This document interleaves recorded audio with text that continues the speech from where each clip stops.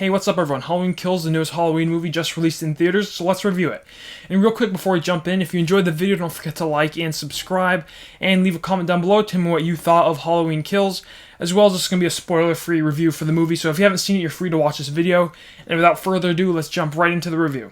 So this movie is the direct sequel to the 2018 Halloween, which I really did enjoy. I just watched it recently, and it's just a really good movie. It really rehashes the original Halloween very well. So I was quite excited heading into this movie because I think I was just really excited to see where they take the story, and Halloween is just the best horror franchise in my opinion. It's just, I love the vibes it gives off. I love like the whole atmosphere of Halloween, as well as John Carpenter's score. It's just probably the most enjoyable franchise as a whole. Even like the bad sequels don't get outright terrible like some of the other horror franchises. They're certainly watchable. So it's just definitely one of my favorite horror franchises. So I was really excited going into this one. And overall, for this being the kind of 12th Halloween movie and the sequel to the 2018 one, I'm kind of very mixed on this movie. There was a lot to like here. First off, it's just a very enjoyable Halloween film. It gives off all the Halloween vibes. The John Carpenter score is great, and they keep adapting it so it's very unique within each film, and that's very enjoyable in the film. I love the score in this movie. Michael Myers is great. I don't remember who's playing Michael Myers, but he does an excellent job playing Michael Myers. Definitely one of the better Michael Myers we've had. The kills in this movie are really good. I really did enjoy. This movie has a lot of kills. There's a lot of... Michael Myers is kind of like loose in Haddonfield, and he's kind of just like killing a whole lot of people. And I did enjoy that. It was very kind of like popcorn slasher a lot. There wasn't a lot of depth to this movie, or as much as you may expect from a Halloween film. It's like comparable to like Halloween 2, where you kind of have Michael just going like loose in a hospital. I think it's comparable to this one, where he's kind of just going loose in Haddonfield and killing a whole bunch of people. A lot of people die in this movie, and the kills are really clever. Some of them are more goofy, some of them are more just kind of like disturbing, but they are really good as you would expect from a Halloween film. So that was definitely a positive for me. I saw some people complaining that the kills weren't that good. I enjoyed them. I thought they were good.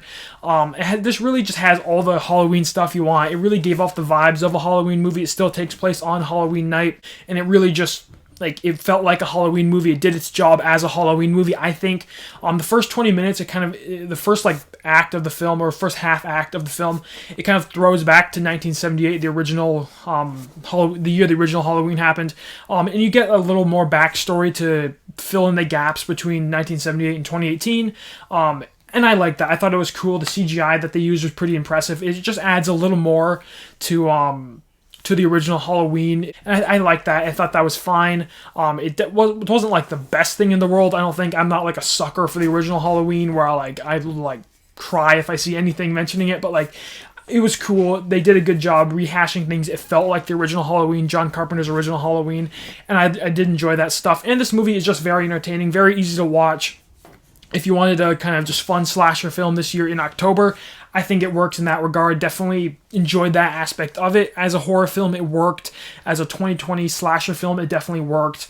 As for the negative aspects of this film, I think the story here was just all over the place. I really didn't like... So in the movie, they have like the survivors from the original Halloween in 1978. They like come together to like kill Michael Myers. Just a weird direction to take this movie, where in the last one, we were focused on Laurie and her daughter and her granddaughter. They weren't in this movie all that much until the end. They was mainly focused on this weird kind of story with the Halloween survivors and the people in Haddonfield trying to go kill Michael Myers. It was a really weird direction to take it. It didn't advance the plot that much. It just really feels like they had to come up with a second movie in this trilogy, so how are they gonna continue the story without really evolving the Laurie Strode plot that much? She's like in a hospital bed the entire movie. So it was just really frustrating to see that this was where they took it. It was super weird. It didn't really work, and it's just like, I don't want to spoil it, but they spoil the ending of it, but it just... I didn't like the direction this movie went with the main core plot line in the film. It didn't really add much to me. It didn't really do it for me. Also, the acting and writing was a little weird at times. I didn't think it was horrible like some people are saying, but it wasn't good for what you expect from a Halloween film, or what you expect from the 2018 one, which was really good and had good acting and writing. This movie was a little worse. It wasn't dreadful. It wasn't like Halloween 5 or 6 or something, but like, it wasn't as good as maybe you would have hoped. But nonetheless, I did enjoy Halloween Kills. I'm very much looking forward to Halloween Ends. I believe it's coming out next year. That should be a really fun movie. I'm excited to see how they end this kind of trilogy Halloween thing we got going. I enjoy what I've enjoyed what I've seen from it. This movie is just a little frustrating that it should have been better. There's just a few weird decisions they made, and overall, it felt a little lost at times. I like the kills in this movie. I like the vibes. It felt like a Halloween movie. It feels like a Halloween movie I would rewatch on a Halloween marathon or something. I did enjoy this film. So I'm going to give Halloween Kills a 3 out of 5 and a 66%. Like I said, a good movie, definitely worth watching if you like Halloween films. Not the best Halloween film, not as good as 2018's, but definitely a good movie in my opinion. So that's going to do it for my review of Halloween Kills. As always, if you enjoyed, don't forget to like, subscribe, comment down below, tell me what you thought of Halloween Kills. I've seen a lot of divided opinions on it, so I'm curious to hear what other people think. And as always, thank you so much for watching, and have a great day.